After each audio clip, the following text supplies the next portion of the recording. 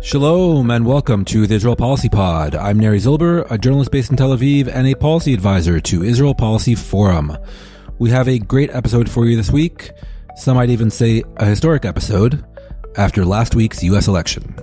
My good friend Natan Sachs, the director of the Center for Middle East Policy at the Brookings Institution, is with us to break down what Donald Trump's victory and second administration could mean for Israel, the Middle East, and war and peace in Gaza, Lebanon, and beyond. We also at the end talk about the other bit of big news from last week, Benjamin Netanyahu's dramatic sacking of Defense Minister Yoav Gallant. It truly is the dawn of a new era, in the US definitely, and likely in Israel too. November 5th is a day we definitely won't soon forget. Let's get to Natan Sachs. Hi Natan, welcome to the Israel Policy Pod. Hi Neri, thanks so much for having me. It's really my pleasure, Natan, and I've been meaning to have you on for quite some time. I think we found the perfect week, the most beautiful week this week, in the wake of last week's dramatic events in both U.S. politics and Israeli politics. With all due respect to now former Israeli Defense Minister Yoav Gallant, which we'll get to later on in this episode. We're going to start with the big news. Yes, the re-election of Donald J. Trump in your neck of the woods, Washington, D.C. I wanted to start there with the big question, obviously, on everyone's mind as it relates to Trump's future policies and positions vis-a-vis Israel and the Middle East. We should be clear, over the past few days, we've lightly gotten a sneak peek at what may be coming down the pike. As they say in Washington, personnel is destiny. So just for the benefit of our listeners, a few names that have been nominated for senior foreign policy and defense posts. Marco Rubio, Secretary of State, Pete Hegseth, Secretary of Defense, Mike Huckabee, Ambassador to Israel, Elise Stefanik, UN Ambassador, Mike Waltz, National Security Advisor, and Steve Witkoff, Middle East Envoy. They've all been floated and nominated, not yet appointed, we should be clear. All of them, I think it's fair to say, without exception, are outwardly and staunchly and maybe even rabidly pro-Israel. If not pro-Bibi Netanyahu. So first question to you, Natan, what did you make of these appointments that have come fast and furious in recent days? Well, they're very dramatic, of course. Thanks again for having me. It's a dramatic list. It's very Trump-like. It seems like this time he has a clear idea of whom he wants to appoint. Some of them will not need confirmation, of course. Secretary of State would, and if he does end up nominating Rubio, it will require confirmation unless they try to do a recess appointment. It's hard to say anything is shocking, right? Because after the first Trump term, we've seen appointments of many different people, and there was a rotating cast. Many of them did not last in their position for very long. Some of these people I think might last longer, but we don't really know. What's notable immediately in the context of Israeli and Middle East affairs is that we have at least the possibility of a bit of a repeat of the contestation within the Trump administration as it was in the first time. Then we had Ambassador to Israel David Friedman, who, like Mike Huckabee, although with very different background, was not just pro-Israel, but very much pro-settlement, pro-annexation. Mike Huckabee has been on record. There's no such thing as the West Bank. It's Judea and Samaria, and which is a name in Hebrew, but there's an occupation. The whole thing is a moot point to him. And David Friedman may also still be influential. We don't know, although he's not getting this position at least. On the other hand, there was Jared Kushner, who was certainly no lefty on any of this, but was a bit of a counterweight in the sense that he was pursuing the Trump peace plan, which he authored, and was trying to avoid annexation in the short term at least, and had a slightly different view, all, of course, within the bounds of the Trump worldview. None of this approaches the Biden worldview. And we don't know that much about the new envoy who's taking the position that Jason Greenblatt had then. He is an unknown in these affairs. He is pro-Israel. He's a Jewish American. And apparently he's very close to Trump, and that matters a lot, of course. He may have more sway with Trump than Mike Huckabee does. David Friedman was close to Trump. Mike Huckabee probably less so on a personal level. So there's all sorts of possibilities here. And at the end of the day, of course, we're talking about Donald Trump. He's unpredictable. He's his own man. He will do whatever he thinks at a given moment is in his best interest. And we could see a lot of different things going on. I'll note just one more thing, and this stems from his first term.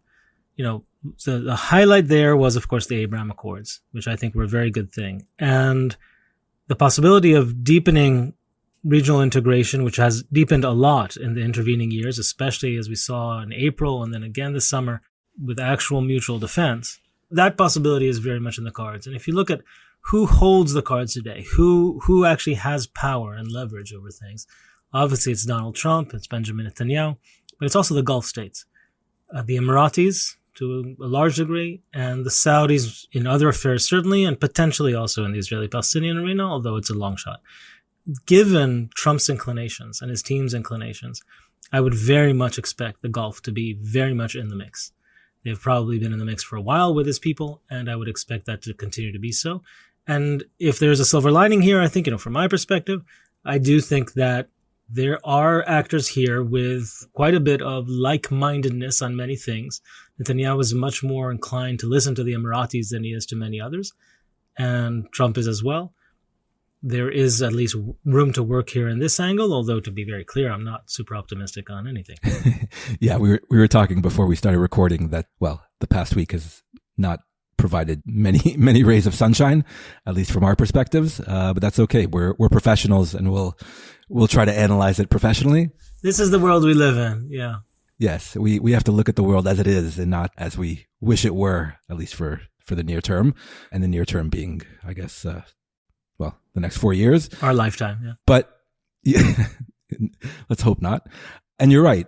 These various potential appointees and senior aides do have slightly different perspectives maybe on various issues. And we'll get to the policy of it all in just a second. But Mike Huckabee already gave an interview this morning. I think it was probably late America time, right after Trump announced his nomination to be ambassador, and he was already giving an interview to Israel Army Radio, and he was asked flat out whether there would be kind of annexation of the West Bank. He didn't say no diplomatically. He kind of hinted that it was still on the table. So obviously he has his own very strongly held personal beliefs on that issue. But you're right. I think it will all depend on Trump and then who actually has Trump's ear. I think from my perspective too, the interesting thing about all these appointments is that they happened very quickly, unlike last time. And it seemed at least that the president-elect had a very clear sense of who he wanted for these various posts. I think that shows a level of intent and planning that was maybe lacking last time around with Trump. No? Yeah, I mean, last time around, this may be overstated, but it seemed like Trump himself was very surprised that he won in 2016 as well, as was everyone else. It seemed like a shocking result, something very different from any other election we've had in many, many years. This is not the case this time. Of course, there are many people who are still upset, many people are very happy, but it's not the same kind of shock as 2016, and it certainly is not for him or for his people. Some of the people around him have been working with him for 8 years or more, have had a mind of how government works and what kind of appointments they need and what they need to do in a much more in-depth way than they did in 2016 now, or beginning of 2017. And that's good and bad, right? That means that the government comes in, the new administration comes in prepared. Of course, if you don't like some of their policies, they also come in very well prepared to enact policy in ways that in 2017 they probably did not know how to do. You can desire all sorts of policies, but if you don't understand how the system works and what tools you need, what legislative tools and other tools you need, you can't enact it. It's very hard to do. The metaphor is always that the U.S. and U.S. policy are a giant ship, a tanker, huge tanker, and to move it, you have to use incremental kind of steps. Trump is not an incremental kind of guy, and in some ways he tried to be very iconoclastic. He takes pride in this, and in some ways he was. I think this time around he has a much better chance of enacting that in a serious way. Not only is he more seasoned, but especially people around him. And I think that's reflected also in these appointments. I don't think that on Middle East he necessarily comes in with a blueprint of exactly what he's going to do, since it's such a fast-moving target, and the last year and month have been so dramatic and so horrific that it's very hard to have any clear agenda. But I do think, as I said before, I think he has a very clear sense of which actors he likes and which actors he doesn't. And we've seen already some utterances or some reports at least of a return to maximum pressure on Iran. And I would be surprised if it does not also go back to a very friendly policy towards the Gulf, which the Biden administration had gotten to eventually as well, but will probably be starting out with that with Trump. And and it's reciprocal, right? If you look at Netanyahu and probably the Gulf as well, they're not upset that Trump won, I would suspect. And so I think there's a chance for deal making there. That deal making can be good, it can be bad, it can also be extremely risky. There's no good answers here to anything, but it does at least suggest actors that can do some things and have both the power and, of course, the wealth to do a lot. And finances are going to be very important, certainly in Gaza. Yes, a lot to be done in the Middle East in the coming months and the coming years. Bibi Netanyahu and his cabinet and his ministers did not hide the fact that they were pulling for Trump. The day after the U.S. election, I called up someone who has some insight into Netanyahu circles, and their word for the mood in Netanyahu's office was euphoria. No more, no less. Euphoria. I'm not speaking out of school here. I think that's pretty well established. But I want to get into the policy of it all, as opposed to the personnel. You kind of set it up for me, Natan, but everyone wants to have a clear answer. With Trump, I don't think there's a clear answer, but I think there is a clear sense that there are certain inherent contradictions between what Trump likely wants to get done in the coming months and where at least the Netanyahu government and even some of these incoming senior Trump officials may be at on various policy issues. For instance, you mentioned Iran and maximum pressure, but does that maximum pressure include the use of force? We know Trump doesn't really want to start wars. As he said, he wants to end wars. Or perhaps a deal between Israel and Saudi Arabia, normalization. Obviously, Saudi Arabia wants a meaningful Palestinian component to that deal, right? So that would be likely uncomfortable for this current Netanyahu government. And also, obviously, Trump wants to end the wars in Gaza and Lebanon. Netanyahu and definitely the Israeli far right maybe have other ideas in terms of, well, definitely Gaza. So how do you think all these things will get resolved, or won't they, in classic Trump fashion? Maybe they'll just muddle through. These are great questions. I don't have the answers, of course, but I can tell you the way I'm thinking about the different possibilities. I think in terms of, in the shorter term, Trump, like any American president, doesn't want the scenes and the diplomatic headache of the ongoing wars when he enters. Now, it doesn't mean that there'll be ceasefires before that, but I do think there's a clear message from Trump that he would like both wars to wind down. I think in Lebanon the chances are higher. The sort of zone of possible agreement is, I think, clearer, and there's no contestation over most issues, although over some there are. So there, I think the chances of a ceasefire, and perhaps a ceasefire before he enters office, so during the Biden lame duck period, I think are higher than in Gaza. It's not obvious that would happen, but I think there's a chance at least. In Gaza as well, I think for Trump it would be very beneficial if this were off the scene for him.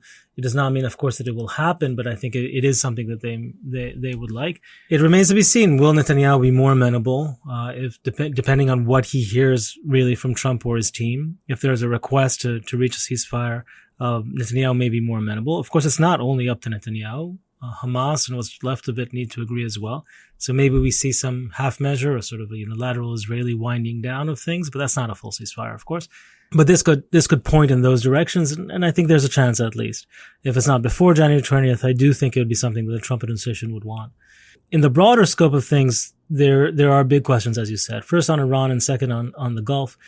To move on the Gulf, there are things that they will need on the Palestinian arena that for this Israeli coalition will be extremely hard to produce. For normalization with Saudi Arabia, what the Saudis need, at least for their own public, is things that this current coalition, as currently constituted, cannot give. Declarations about a Palestinian state, concrete steps on the West Bank, these things cannot be done. Will the demands change with Trump? Will there be a less for less deal, for example, between Saudi Arabia, US, and Israel? Perhaps. I don't see the contours of it. I think for Saudi Arabia, the big package, which would include, as they have spelled out many times, would include an official U.S.-Saudi mutual defense pact and U.S. support for a civilian nuclear program and other things. That's really what they're after. They are after tying the United States into a security arrangement with Saudi Arabia. And they learned this in particular actually from the first Trump administration. Then when the oil facilities in Abqaiq were struck, the Saudis were appalled and learned that the United States may not actually respond even to a direct attack, even in the vaunted oil sector, which was supposedly central to American interest here. In that regard, the Saudis, I think, were really spooked by that, and this was under Trump. And so I do think they will demand that still. And for that to include or to come along with normalization with Israel, they will need something rhetorical at least, but also probably some practical steps on the Palestinian side. I'll note, of course, that for an official defense pact, an actual treaty, you would need 2/3 of the Senate, 67 senators. That includes, at least more than a dozen Democrats, depending on how the elections shape out in the end. But it looks like it's more than a dozen Democrats. That is not impossible under certain circumstances, but those circumstances will matter a lot. There are things that can be short of that, right? So a day after Gaza may not include normalization with Saudi Arabia. It doesn't have to be the grand bargain that Biden was talking about. It could be also something much smaller, especially including the Emiratis, who have signaled and said publicly that they are willing to play a role, perhaps even with Emirati people in Gaza, but that would depend on a few things, in particular on, they have said, an invitation from Palestine or from the PLO, the PA. And of course, it would require a day after. This is meaning the war has to actually end. This is very far from ideal. I can spell out 15 reasons why it wouldn't happen or why it would be lacking, to say the least. But given the alternatives, I do think it might be one of the only ways forward. An Arab country with the ability to speak very credibly with Israel, with the finances to do what's needed, and that is an enormous consideration. The Americans, the Israelis, no one else is about to pay for reconstruction in Gaza, which will be huge. The Emiratis, the Saudis, they can do that. And moreover, a political Arab and diplomatic Arab cover, this could be meaningful. They would, of course, want their own person there running the show, a secular Palestinian, neither aligned with Hamas nor aligned with Mahmoud Abbas. That's a very difficult thing to thread politically. But again, if you consider who are the power players right now, I'm not sure it's impossible. And that is well short of big normalization. I do think that's worth the effort, although, again, it's very, very far from perfect or even good. It might just be much less awful than the alternatives. On Iran, yes, so there's sort of this contradiction in the way people view the Trump foreign policy. And I think that's not only about Iran, it's in general. And I think that it's actually partly our fault, when we look at it. I think we're used to thinking in interventionist versus isolationist terms with American foreign policy, and thinking that an interventionist, someone who wants to be very involved in the world, would also be willing to commit U.S. troops to fight wars, whereas an isolationist is the reverse. And so you've heard people talk about Trump as isolationist, and in some ways that fits very well. He's explicitly uninterested in continuing the post-World War II world order that every American president since Truman has supported until Donald Trump. He's really the one outlier. And he's been very explicit about it. And now in his second term, he has a mandate, certainly in his view, to carry out America first, no longer America as the underwriter of a world order where it is, in his mind, paying for world order, whereas rich allies are not paying either their own way or paying the United States for this service. That is very different from everyone else before him. On the other hand, that does not make him exactly isolationist. We saw with Soleimani, we saw with the size of the defense budget. These are major things, right? The fact that the defense budget does not shrink under Trump, it may even grow. This is not an isolationist approach, certainly for someone who's so focused on trade and finances. And this is because he's not exactly an isolationist.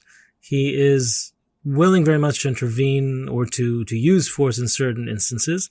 The erratic nature of how he conducts affairs makes that very risky sometimes, but it is not the same as someone who is willing to get into a war. I don't think he is.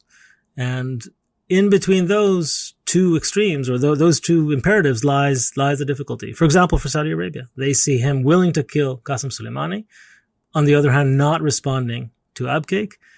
And what do you do with that? Their conclusion was, we need a defense treaty. Others' conclusions is probably to hedge, probably to worry about this erratic nature, maybe to try to cajole. It leaves a lot of uncertainty in the system, and I think he's happy with that. He believes that uncertainty, among others, is good. he will conduct his affairs the way he wants, and everyone else needs to guess. It's a very good summation of the Trump worldview, such as it is.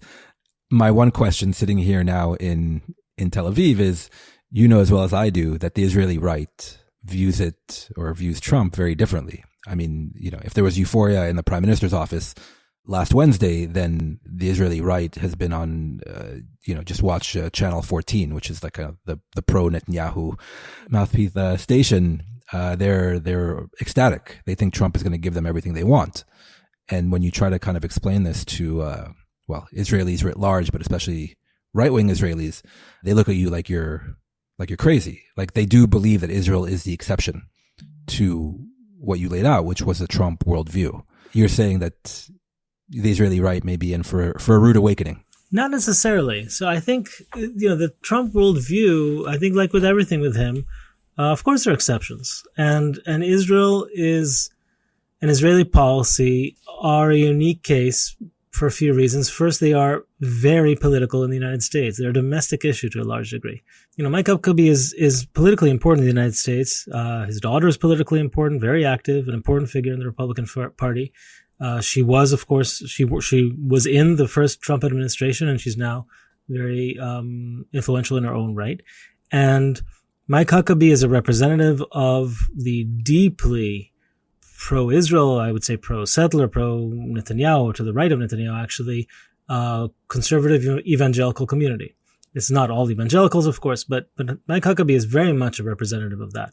So when he speaks of annexation or Judea and Samaria and all that, this is not just a political stance. For him, it has deep religious roots. And this is politically important. It proved politically important for Trump. When Trump spoke about why he recognized Jerusalem as the capital of Israel and moved the embassy, for example, he said he did it. He said explicitly later, he did it for the evangelicals, and he may well continue to do so. And the appointment of Mike Huckabee, I would read more in this regard than any other. So the far right in Israel or the right wing in Israel, they could be very correct in the sense that they may get all that they want from Trump. It depends on circumstances. I don't think he sees the Israeli-Palestinian conflict or its resolution. I think he sees it as a very highly salient issue. And if he resolved it, it could be the Nobel Prize, but this is not what defines world affairs. This does not change the balance of payments of the United States. This does not change by and large, the distribution, the posture of U.S. forces in the world. That is much more to do with China and Russia and other issues. And so this can seem like an exception. I'm not sure it is. I think it's a much more ad hoc approach to any kind of conflict, any kind of use of force. He would use it when it suits any interest, including a political interest domestically. It is still very far from someone who's now wants to establish or now wants to get into a war in the Middle East or something like that. It's a very different proposition. So I'm not sure they're wrong. I think they may be right. There's still a possibility, again, with the Gulf or with his own interest, he may decide he wants to go back into the Israeli-Palestinian peace negotiating. I'm skeptical, but I was skeptical in 2016 that it was the right time. We should remember this was less than 2 years after the end of the Kerry initiative. And there was essentially no one who was arguing that the time is ripe now for conflict resolution. And yet he believed he was the one who would do it and embarked on it in 2017. And I guess it's 3 years. And I don't think he would do so now. He was burned last time, but quite possibly. So there's a lot of unpredictability. I'm not sure they're wrong. I mean, some would quibble whether that Trump/Kushner initiative was really an effort at making peace. The deal of the century was, let's say, more tilted towards the Israeli side than kind of a fair and balanced resolution to a 100-year-old conflict. But it is a good question, right? Whether he revisits that plan or at least those efforts in terms of the Israeli-Palestinian conflict. Can I ask you in terms of the Israeli right, what do you think is the wish list? I mean, annexation, I guess, would be the top line, and Smotrich has spoken about that just this week, right? Now is the time for annexation, which is his been line. Yes. But practically speaking, what do you think they are hoping for? I think, we saw it with Bezalel Smotrich, the finance minister, who tweeted out 2025 will be the year of, as he said, applying sovereignty over Judea and Samaria, i.e. annexing the West Bank. So he, along with many others here on the Israeli right, have a clear wish list on that issue. You also have Iran, which I think is kind of nearer and dearer to Netanyahu's own heart, that Trump will actually if not attack Iran, then bring Iran down or at least nullify their nuclear program. And then I think the sense here is that the incoming Trump administration will be unconditionally supportive of Israel vis-a-vis the wars in Lebanon and Gaza and anywhere else. In other words, that the Biden administration for the past year, again, I'm kind of looking at it from the Israeli rights point of view, kept badgering Israel with all these requests and demands in terms of the conduct of the wars. They believe that Trump will essentially give Israel a blank check. I think they may be mistaken on all three fronts, but this is where the fickleness of Donald Trump comes in. What does he actually want? So I think on those three issues, the Israeli right thinks things will be very different after January 20th. And look, they may be right, we may be wrong, we may be right, they may be wrong. I think everyone is underestimating or overlooking the the psychology of the man. So there's the great man theory of world history. I think in Donald Trump's case, there's the petty man theory of world history. So if he thinks that a certain Israeli prime minister or a Saudi king or anyone else in the region or across the world is, I guess, closer to him or currying more favor, then he may decide certain things. And if he doesn't like the cut of their jib, then he may decide other things. He may. I do think, though, that he is likely to play with the power centers that exist. And I don't think he's terribly, interested in what ifs about, could another partner be nicer or better or a different leader. He tends to deal with whoever's there and has shown more respect for strong men and complex adversaries / allies than the Democratic allies, certainly in Europe. And so I would not be surprised if he does cooperate very closely with Netanyahu and with the Gulf. Of course, that could change at any moment. I do wonder, though, a free hand for Israel, that may be, but I wonder if around Netanyahu they are not appreciating that they will need to say for what. In other words, I do think the fundamental American question which the Biden administration kept asking Netanyahu and never got an answer was, what's your plan? What do you actually want in the day after? And with all the support that Israel actually got from the Biden administration, despite some people commenting to the contrary, the huge frustration and the inability of the Biden administration actually to get an answer or to make an answer appear was, what's the plan for the day after? They may find the same thing with the Trump administration, which is to say, we'll go along with you on many different things and we won't demand many things that others would, but you need to explain where you're going, what you want. And that could, of course, be in Netanyahu kind of terms, but I do think that answer may need to be forthcoming.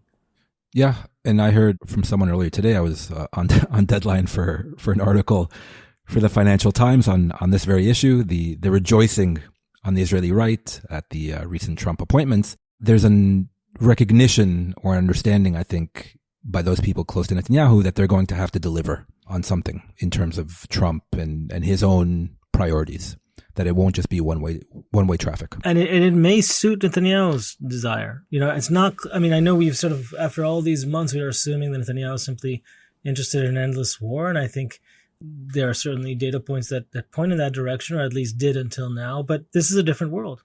He now has a president of the United States who might be much more cooperative on many different thoughts or plans that he has. And we may see a different calculation by Netanyahu as well. So I think that Netanyahu and those around him are correct from their perspective to rejoice in this appointment. It'll mean they'll have to move, they'll have to produce something else, I think. But I'm not sure they're against it, or some of them. And there it will be interesting to see, do we see any difference between Netanyahu and, say, Smotrich and Ben-Gvir? Smotrich and Ben-Gvir would love some of the things that came from the first Trump term, certainly recognition of Jerusalem and the possibility of annexation, which is so central to Smotrich, certainly. But will that be part of the package that Trump is pushing? I'm not so sure. And you'll recall that, the annexation came up as part of the Trump plan. It wasn't really about peace between Israelis and Palestinians, but it was a plan. And that's where annexation, partial annexation, but widespread annexation came up. And I do think that may return, but It was then shelved in the context of the Abraham Accords that became the headline success in the Middle East for the Trump administration. And so in that, if they're continuing in that vein, and with the Emiratis and the Saudis, I'm more skeptical about annexation or application of sovereignty, as Smotrich says, in 2025. Yeah, we can only hope. We can only hope from our perspectives. And yes, I think the Arab and really the Gulf input on this will be critical in terms of where Trump sees his own value added, his own priorities.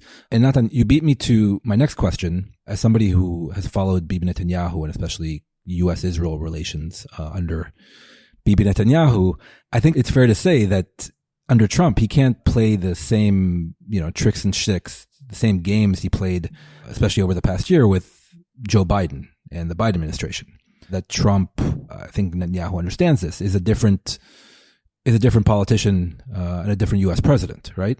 I do think that's the case, but it's also, of course, just structural. So Biden, with any merit, didn't have to prove that he was pro-Israel. He's been pro-Israel since before Trump knew about it. But he since Golda Meir, as he will say in every single speech, right? When he was a junior senator. But Trump comes at it with no need to prove anything in his own constituency, right? If he pressures Israel, no one's going to say, oh my God, he's anti-Israel and the Republican Party has become anti-Israel. That's just not structurally in the cards right now in American politics. It used to be, but it's not these days. These days it's the reverse. And similarly, Nixon can go to China, right? Trump can go to China too, but he could also pressure Israel. He could do many different things that from just a structural perspective, Biden could have done, but it would be more complicated and entail more of a political calculation. And so in that regard, I do think Trump has more leverage over Netanyahu to a certain degree. He may be less inclined to use it, right? He may be demanding different things, and he may, in fact, go for annexation at some point. It may not be in 2025, but it could happen either in 2025 or 6 or 7. So he may not want to use the leverage, but if he did choose to use it, I do think he has more leverage. He has more capacity, more ability to affect change. But I don't mean to sound Pollyannish on this. His goals will be completely different. And on many things, he will reverse Biden policy. And on many things that, those of us who care for political independence for both sides, he will not be pursuing policies that I think promote that to any degree. Given, however, the depth of this crisis, there may be silver linings in the ability simply to get things unstuck in the short term. The longer term is a different issue. Yes. It's also a question what long-term vision Donald Trump does have on these and many other issues, and whether he can actually resolve a lot of the contradictions in the policies that he's at least promoted on the campaign trail. Okay, we'll be right back after this brief message. Over 400 days since Hamas's October 7th terror invasion, and with 101 Israeli hostages still held in Gaza, the multi-front war, the Israeli-Palestinian arena, and Israeli politics face increasing upheaval. During this period of uncertainty, Israel Policy Forum experts are shedding light on complex policy issues and breaking down news developments impacting Israel's future as secure, Jewish, and democratic. In recent days, we've published a handful of timely explainers, including on the new Knesset legislation curbing UNRWA's activities, Defense Minister Yoav Gallant's firing, the stolen documents scandal roiling the Prime Minister's office, a deep dive into Hezbollah and how it functions within Lebanese society and Iran's proxy network, and an overview of the various missile, drone, and rocket threats Israel faces and the systems it has to defend against them. Links to all of these resources can be found in the show notes of this podcast. If you rely on Israel Policy Forum for credible, nuanced analysis, please make a gift today so that our work can continue to have an impact. Donate now at ipf.li/supportthepod or at the Support the Show link in the show notes. Natan, that's enough about Donald Trump. We still have another 2 months of the Biden administration until January 20th. What do you think the Biden folks will do in this not insignificant amount of time? Do you think they'll just try to run out the clock? Will they make a big push to apply pressure to end, if not both wars, then one of the wars still ongoing? Or will they alternatively go all in with Israel, say on the Iran issue? What do you expect during this lame duck period? So it's a lame duck period, and as someone put it to me today, it's a very lame duck period because It is not only the end of the Biden administration, but it's also a change of party in the administration starting January. And not just that, but such an iconoclastic, different kind of president. So there is a danger, there's a calculation for the Biden administration of thinking, what can they do with the time left, both to cement legacy or minimize damage on certain things, and to try to cement their vision for the future, for maybe the Trump years or maybe after. And we saw Barack Obama in a similar situation at the end of 2016 refrain from vetoing Resolution 2334, which tried to cement the idea of a two-state solution, which the Israelis objected to vehemently, and which some in the Trump administration came in really with the aim of undermining David Friedman, the chief among them. And that is one possibility, right? You could imagine a UN Security Council resolution of some kind. You could imagine a Biden speech of some kind where he spells out how he sees things.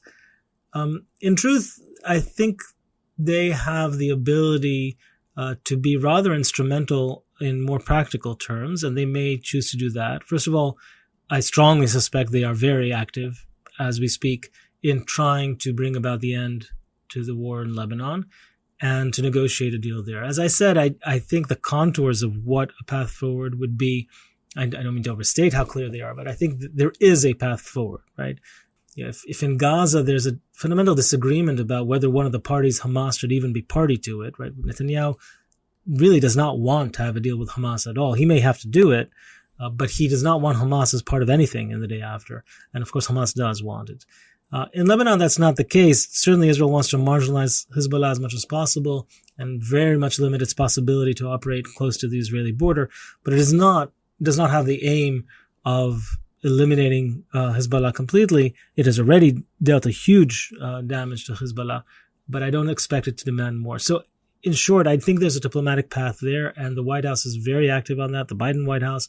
There is, of course, an envoy, Amos Hochstein, who's very active on that and has been successful in the past. There, I think there's a path. So that would be my first suspicion. Suspicion is that they try to move this. And I say this also because of a more fundamental issue. The Biden White House has a decision to make. Do they try to cement a Biden legacy in opposition to Trump, a bit like Obama tried to do?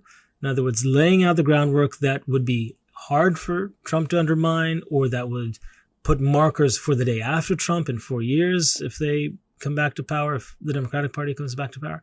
Or do they try to work with Trump? Say, look, he's going to be president for 4 years, and 4 years from now, who knows? It could be another Republican. Therefore, we should try to see where one can almost help. I mean, in particular with winding down the wars, which would be good for the Biden legacy. It would help the Trump administration if it wants to do anything positive. It would also, of course, help the people on the ground, which actually matters more than any of that. So I do think that's probably where the effort would go. But what I'm hinting at is that a lot of it actually depends on Trump, not on Biden. It depends whether Trump signals to maybe perhaps the Biden team, but certainly to players on the ground like Netanyahu, that he wants X, Y, or Z. Does he want Netanyahu to find a ceasefire on one or two of these fronts before January 20th when inauguration takes place? If so, I think the chances rise and the Biden administration can play a role there. All these things are on the table, and I suspect they're all still a possibility. I think the biggest move would actually be in practical terms, in clearing the way in ways that would actually help Trump. But, we've forgotten the days where we used to say this is sort of almost commonplace. In theory, presidents usually try to help each other. They believe that the success of the next president, in theory, is the success of the country, right? So I do not mean to sound naive about what Trump represents or what he's planning to do. I'm really not. But that is true, I think, certainly in this context. So I think you framed it really well, right? That it probably has more to do with Trump and Trump's messaging, especially vis-a-vis Jerusalem, right? What he would like to see happen or not before he formally takes office. I think it is interesting that as we're recording this on Wednesday evening Tel Aviv time, Trump is in the White House meeting with Joe Biden. That's interesting. And also Ron Dermer has been, I think, shuttling between D.C. and Mar-a-Lago in Florida in recent days, trying to, broker something, but likely more focused on Lebanon. Exactly. I think the latter, sorry, I don't mean to interrupt, but I think the latter is really very notable. Trump going to the White House, I think, is notable. As you say, it sort of shows a willingness to at least acknowledge each other. But since Trump won, he is willing to play by the rules. Had he lost, of course, he would not. He would declare that it's all a fraud anyway. But the fact that Dermot's already... It's funny how it's, There was no election heads I win, tails you lose. Exactly. Is that the usual thing? Yeah. But the fact that Dermot is already doing this now and working with Mar-a-Lago and this is of course contra American tradition where there's only one administration at a time. Previous administrations in waiting would have referred him to Washington and say, please speak to the only administration in office right now. That's long not been the case, and certainly with Trump or his administration. But it does, I think, show the desire to do things. Dermer almost uniquely does speak for Netanyahu and is, of course, very close to Netanyahu. And that, I think, is very meaningful. It does actually show the willingness to work very closely. What they're cooking up, it could be in any different direction, right? We could see annexation. We could see peace with Saudi Arabia, or at least the attempt to get that. It's very, very hard to do. But both are on the table. Yeah, or nothing. Maybe it'll be more of the same until January 20th, and Trump maybe will message that he wants to take credit for ending the wars. Absolutely, yeah. Don't you dare give that prize, quote unquote, to I think Joe that Biden. is very likely. I mean, very possible. I think that's what I'm saying. It depends on what he wants. Does he want it off the news before he enters? He has other things to deal with that are much bigger than the Middle East, and it's I think, easy to forget, and I think there's something also that the right wing in Israel forgets sometimes. It's not that he is in favor of X, Y, or Z in the context of Israel. He does think about this issue, but it is not even close to the top of the agenda. Not even close. The top of the agenda has to do with immigration and border and tariffs and deregulation and a whole host of mostly domestic issues. And even in foreign policy, there are issues that are more important for Trump and most Americans and have to do certainly with Europe, the war there, and with China and the long-term strategy towards that, tariffs being part of this story to a certain degree. Of course, the Middle East, given all the news of the past years, is high on the agenda as well, but it is not the core of it. And so he may want it out of the news before that. He may, of course, want credit. He may want to show that the only one who could bring peace was him, and then a ceasefire could be declared global peace. That's also quite possible. It very much depends on him, I agree.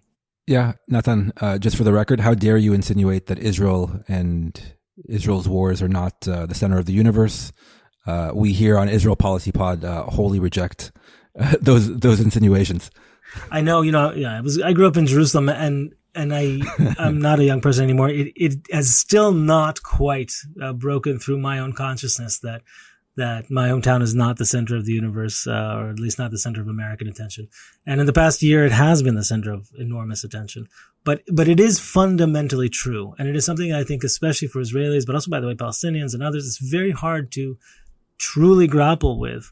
They constantly wonder what does that, Trump think about X, Y, or Z? And often the answer is not because it's Trump, because it's just an American president. They don't have an opinion. It's just not something they think about most of the time. And it's not, by the way, because they're wrong. It's because they're president of the United States, and this is a relatively small area in West Asia, very, very important and very much in the news, and yet only one area in the world. Yes, and we can just remember, I think, the first couple of years of the Biden administration. I think the directive to those staffers dealing with Israel and really the Middle East was, keep it off the president's desk. That was the directive, and that did not work out as planned. Exactly. And, you said in the beginning, you named the new envoy to Middle East affairs, right? And it's notable there was no envoy under Biden. This was dealt with in the White House mostly, in the State Department, and it was dealt with the people in charge of Middle East affairs who were very focused, certainly until October 23, on the Gulf and certainly on Israel too, but not on the Israeli-Palestinian file. The envoy to the Middle East may not also be on the Israeli file or the Israeli-Palestinian file mostly, but it will certainly be on other things relating to them. And it's notable that there is one, like there was in the first Trump administration and there was in the Obama administration. Very notable, although I don't think anyone really knows where he came from other than Trump's golf course and kind of the real estate business. So it remains to be seen what he believes and what he wants to focus on.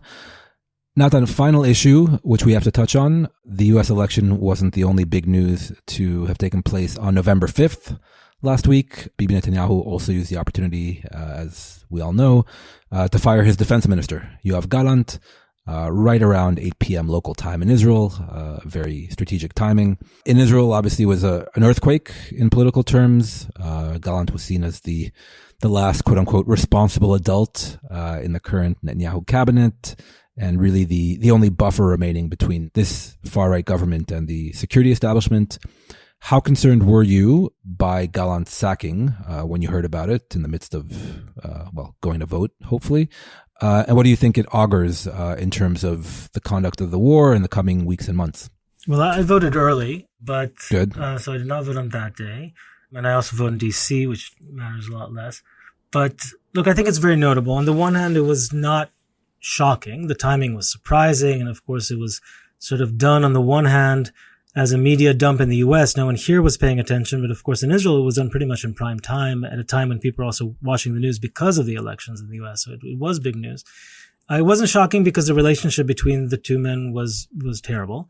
And Netanyahu certainly saw Gallant as a hindrance, as someone who was in the way from a coalition perspective. He had his own views on conscription of ultra-Orthodox men, Haredi men, and on even the conduct of the war and a hostage deal. So in that regard, it was not a surprise that he dismissed him. But the fact that he would do so, I think, shows a few things. First, Netanyahu is over the fear that he had from the first Gallant, Night of Gallant, as it's called, where before the war, during the demonstrations against the judicial overhaul, he declared that he was going to fire Gallant. Hundreds of thousands of people came out to the streets, and he backed down.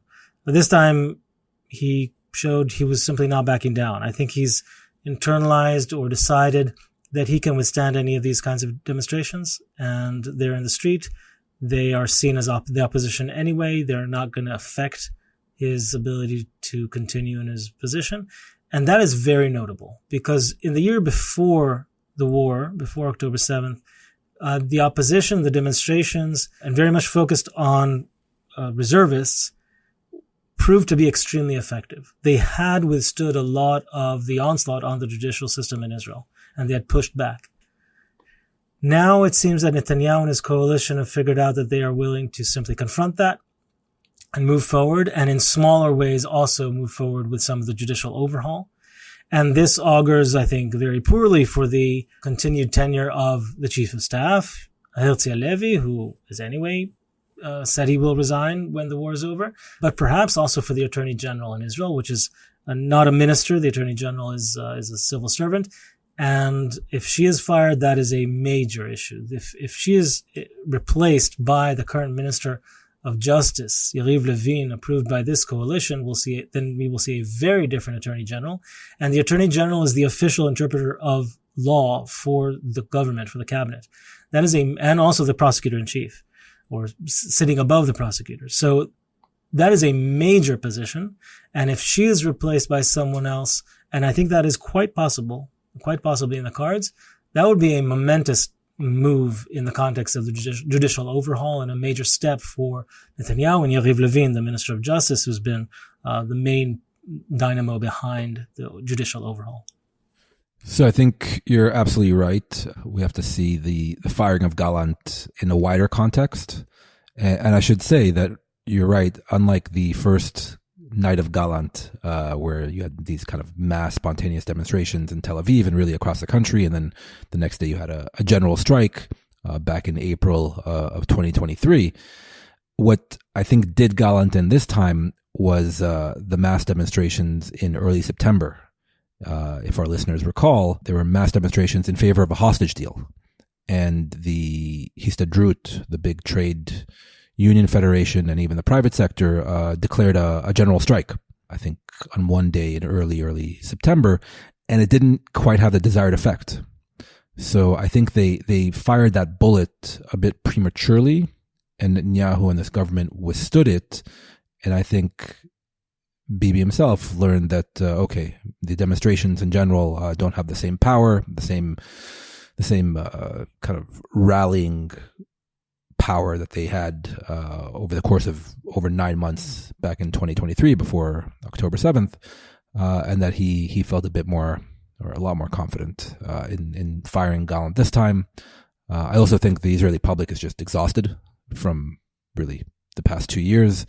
A lot of reservists are also, by definition, serving at the moment, so you had kind of less available people. But really, it was not as much of a pushback as you might have thought, even just a few months ago, to this very dramatic step by Netanyahu, which, as you rightly point out, could have knock-on effects on Herzl Levi, on other members of the general staff.